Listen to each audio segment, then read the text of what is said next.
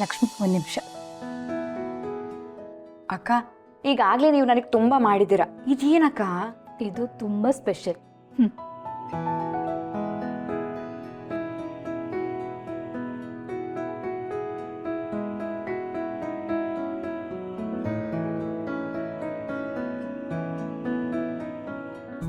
Wow, ಎಷ್ಟು ಚೆನ್ನಾಗಿದೆ ಅಕ್ಕ ಇದು. ಇದು ಭೀಮಾ ಕಡೆಯಿಂದ ಹ್ಯಾಂಗಿಂಗ್ಸ್, ನೆಕ್ಲೆಸ್, ಬ್ಯಾಂಗಲ್ಸ್. ಭೀಮಾ ಯಾವಾಗಲೂ ನಮ್ಮ ಫ್ಯಾಮಿಲಿ ಜೊತೆ ಇದ್ದೇ ಇರುತ್ತೆ. ಅದರಲ್ಲೂ ಇಂಥ ಮುಖ್ಯವಾದ ಕ್ಷಣದಲ್ಲಿ ಖಂಡಿತವಾಗ್ಲೂ ಜೊತೆಗಿರುತ್ತೆ.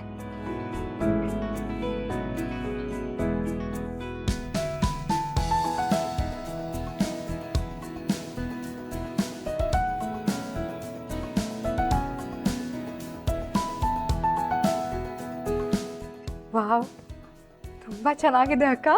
ಲಕ್ಷ್ಮಿ, ಇದನ್ನ ಸುಮ್ಮನೆ ಸೆಲೆಕ್ಟ್ ಮಾಡಿಲ್ಲ, ತುಂಬ ಸಮಯದಿಂದ ಸಂಗ್ರಹಿಸಿ ಸ್ಪೆಷಲಾಗಿ ತಗೊಂಡಿರೋದು. ಅಂದರೆ ನನಗೆ ಎಲ್ಲನೂ ಮೊದಲಿಂದ ಪ್ಲ್ಯಾನ್ ಮಾಡೋದು ತುಂಬ ಇಷ್ಟ. ಅದಕ್ಕೆ ಪ್ರತಿ ತಿಂಗಳು ಭೀಮಾದಲ್ಲಿ ಸೇವಿಂಗ್ಸ್ ಮಾಡ್ತಿದ್ದೆ. ಆ ಸೇವಿಂಗ್ಸಲ್ಲಿ ನಮಗೇನು ಬೇಕೋ ಅದನ್ನ ತಗೋಬೋದು. ಬಂಗಾರ ಮತ್ತು ಬೆಳ್ಳಿಗಾದರೆ ಅದರ ತೂಕಕ್ಕೆ ತಕ್ಕ ಹಾಗೆ ಸಿಗತ್ತೆ. ನಮಗೇನಾದರೂ ಡೈಮಂಡ್ ಅಥವಾ ಪ್ಲಾಟಿನಮ್ ಬೇಕು ಅಂತ ಅಂದರೆ ಅದಕ್ಕೆ ಎಕ್ಸ್ಟ್ರಾ ವ್ಯಾಲ್ಯೂ ಕೂಡ ಸಿಗುತ್ತೆ. ಅಂದರೆ ನಾವು ಸೇವ್ ಮಾಡೋದಕ್ಕಿಂತ ಲಾಭ ಜಾಸ್ತಿ ನಮಗೆ ಸಿಗುತ್ತಾ? ಎಕ್ಸಾಕ್ಟ್ಲಿ. ಎಲ್ಲದಕ್ಕಿಂತ ಮುಖ್ಯವಾಗಿ ಏನು ಗೊತ್ತಾ, ಕೊನೆಗೆ ನಮಗೆ ಏನು ಬೇಕೋ ಅದನ್ನ ಸೆಲೆಕ್ಟ್ ಮಾಡ್ಬೋದು. ಚಿನ್ನ, ಬೆಳ್ಳಿ, ವಜ್ರ ಏನು ಬೇಕಾದರೂ.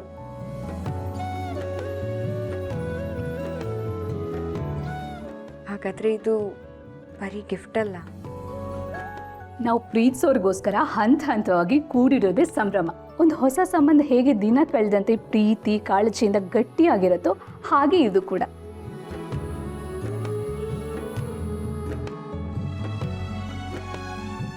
ಹಾಗಾದರೆ ಅಣ್ಣಂಗೆ ಈಗಲೇ ಹೇಳ್ತೀನಿ, ಏನೇ ತಗೊಂಡ್ರು ಭೀಮಾದಲ್ಲೇ ಎಲ್ಲ ತಗೋ ಅಂತ. ಅಣ್ಣ ನಿಂಗೆ ಖಂಡಿತವಾಗ್ಲೂ ಥ್ಯಾಂಕ್ಸ್ ಹೇಳ್ತಾನೆ, ನೋಡ್ತಿರು.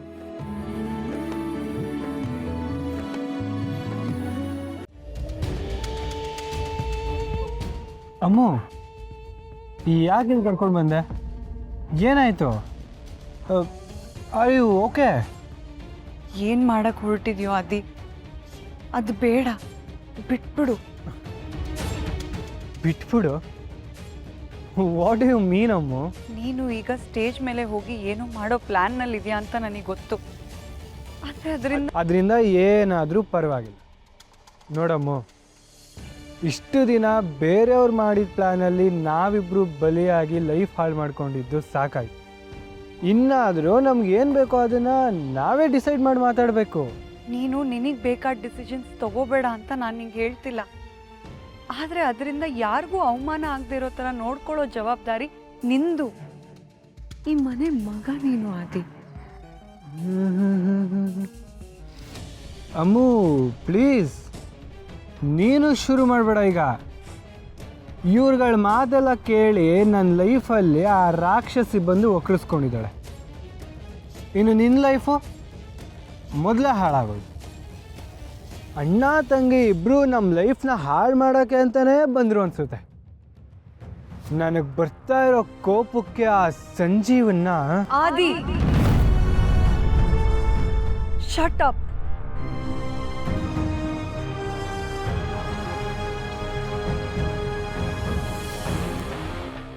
ಲಕ್ಷ್ಮಿ, ಆದಿಯಲ್ಲಮ್ಮ?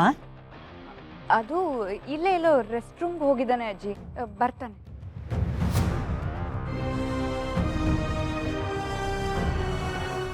ಸಂಜೀವ್ ಅವ್ರ ಬಗ್ಗೆ ಮಾತಾಡಬೇಡ ಆದಿ. ಅಮ್ಮು, ಏನಾಯ್ತಮ್ಮ? ನೀನು ಇಷ್ಟು ಕೋಪ ಮಾಡ್ಕೊಂಡಿರೋದು ನಾನು ಯಾವತ್ತೂ ನೋಡಿಲ್ಲ. ಅವನಿಗೋಸ್ಕರ ನನ್ನ ಮೇಲೆ ಕೋಪ ಮಾಡ್ಕೋತಿದ್ಯಾ ಅಮ್ಮು? ಸಂಜೀವ್ ಅವರು ಒಳ್ಳೆಯವರು ಆದಿ. ಏನು ಹೇಳ್ತಿದ್ಯಾ? ನಮ್ಮ ಥರಾನೇ ಅವ್ರ ಲೈಫ್ಗಳಲ್ಲೂ ನೋವಾಗಿದೆ. ನಾವು ಬೇರೆಯವ್ರ ಲೈಫ್ ಹಾಳು ಮಾಡಿ ಅದಕ್ಕೆ ಪರಿಹಾರ ಹುಡ್ಕೋಕೆ ಟ್ರೈ ಮಾಡ್ತಾ ನಾವು ಚೀಪ್ ಆಗ್ತಾ ಇದ್ದೀವಿ. ಆದರೆ ಅವರು ಅದೇ ಪರಿಹಾರ ನಮಗೆ ಕೊಟ್ಟು ದೊಡ್ಡವ್ರಾಗ್ತಿದ್ದಾರೆ. ಅಮ್ಮು, ನೀನು ಏನು ಮಾತಾಡ್ತಿದ್ಯೋ ನನಗೆ ಅರ್ಥ ಆಗ್ತಿಲ್ಲ ಕಣೆ. ನನಗೆ ಡಿವೋರ್ಸ್ ಬೇಕು ಸಂಜೀವ್ ಅವರೇ.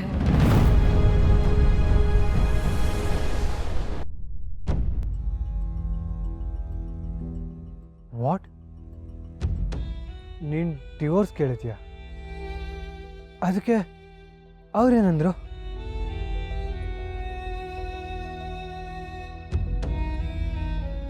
ನಾನು ಒಪ್ಪಲ್ಲ ಅಮೃತ ಅವ್ರೆ. ನೀವು ಡಿವೋರ್ಸ್ ಕೊಟ್ಟರೆ ನಾನು ಒಪ್ಕೊತೀನಿ ಅಂತ ನೀವು ಹೇಗೆ ಅನ್ಕೊಂಡ್ರಿ? ಸಂಜೀವ್ ಅವರೇ, ನೀವು ಸೆನ್ಸಿಬಲ್ ಇದ್ದೀರಾ.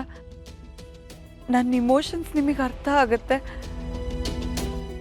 ನನ್ನ ಡಿಸಿಷನ್ಸ್ನ ನೀವು ಗೌರವಿಸ್ತೀರಾ ಅಂತ ಅಂದ್ಕೊಂಡೆ. ನನಗೆ ನಿಮ್ಮ ಮೇಲೆ, ನಿಮ್ಮ ಕನಸು ಬಗ್ಗೆ, ನಿಮ್ಮ ಗುರಿ ಬಗ್ಗೆ ತುಂಬ ಗೌರವ ಇದೆ.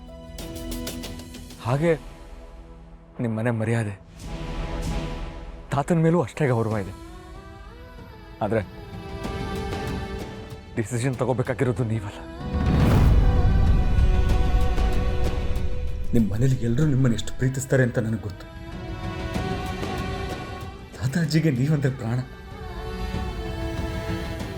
ನೀವಿಂಥ ಕೆಲಸ ಮಾಡ್ತಿದ್ದೀರಾ ಅಂತ ಗೊತ್ತಾದರೆ ಬೇಡ. ಇದರಿಂದ ಯಾರಿಗೂ ನೋವಾಗೋದು ಬೇಡ. ಧರ್ಮರಾಜ್ ಮೊಮ್ಮಗಳು ಡಿವೋರ್ಸ್ ಪೇಪರ್ಸ್ ಕೊಟ್ಲಂತೆ ಅಂತ ತಾತನ ಮನ್ಸಿಗೆ ನೋವಾಗೋ ಥರ ಯಾರೂ ಮಾತಾಡಬಾರ್ದು. ಯಾರಿಂದನೋ ನಿಮ್ಮ ತಂದೆ ಮಾತು ಕೇಳೋ ಹಾಗಾಗಬಾರ್ದು. ನೀವು ಡಿವೋರ್ಸ್ ಕೇಳೋದು ಬೇಡ, ನಾನೇ ಕೇಳ್ತೀನಿ.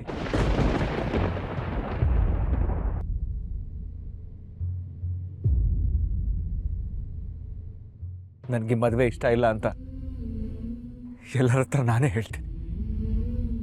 ನೀವು ಯಾವತ್ತೂ ಯಾರಿಗೂ ಕೆಟ್ಟವರಾಗಿ ಕಾಣಬಾರ್ದು ಅಮೃತ ಅವರು. ಮುಖ್ಯವಾಗಿ ನಿಮ್ಮ ಮನೆಯವ್ರಿಗೆ.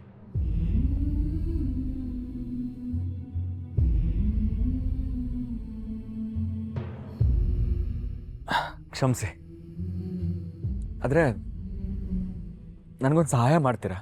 ಇದನ್ನು ಈಗಲೇ ಎಲ್ಲರ ಮುಂದೆ ಹೋಗಿ ಹೇಳಿದ್ರೆ ಎಲ್ಲರೂ ತುಂಬ ನೊಂದ್ಕೊತಾರೆ. ತಾತ ಪಾಪ ನಮ್ಮಿಬ್ಬರ ಬಗ್ಗೆ ತುಂಬ ಭರವಸೆ ಇಟ್ಕೊಂಡಿದ್ದಾರೆ. ಅವ್ರಿಗೆ ಯಾರಿಗೂ ನೋಯಿಸೋದು ಬೇಡ. ಹೇಗೋ ಕಾನೂನು ಪ್ರಕಾರನೂ ಡಿವೋರ್ಸ್ ಕೇಳಿದ್ರೆ 6 ತಿಂಗಳು ಸಮಯ ಕೊಡ್ತಾರಲ್ವಾ? ಆ 6 ತಿಂಗಳು ನೀವು ನನಗೆ ಕೊಡ್ತೀರಾ ಪ್ಲೀಸ್?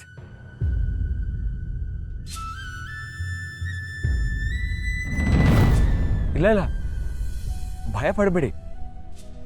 6 ತಿಂಗಳಲ್ಲಿ ನನ್ನಿಂದ ನಿಮ್ಗೇನೂ ಪ್ರಾಬ್ಲಮ್ ಆಗಲ್ಲ. 6 ತಿಂಗಳಲ್ಲಿ ನನಗೂ ಒಂದು ಕಾರಣ ಹುಡ್ಕೊತೀನಿ. ಇಂಥ ಹುಡುಗಿನ ಬೇಡ ಅನ್ನೋಕ್ಕೆ ಏನಾದರೂ ಬೇಕಲ್ವಾ? ನೀವು ನನಗೊಂದು 6 ತಿಂಗಳು ಟೈಮ್ ಕೊಡ್ತೀರಾ ಅಲ್ವಾ? ಆಮೇಲೆ ನಾನೇ ಡಿವೋರ್ಸ್ ಕೊಡ್ತೀನಿ, ಯಾರಿಗೂ ನೋವು ಆಗದಿರೋ ಥರ. ಮನೆಯವ್ರನ್ನ ಮೊದಲೇ ಪರೀಕ್ಷೆಗೆ ರೆಡಿ ಮಾಡ್ದಂಗೆ ಮಾಡಿ ನಿಮ್ಗೆ ಡಿವೋರ್ಸ್ ಕೊಡ್ತೀನಿ.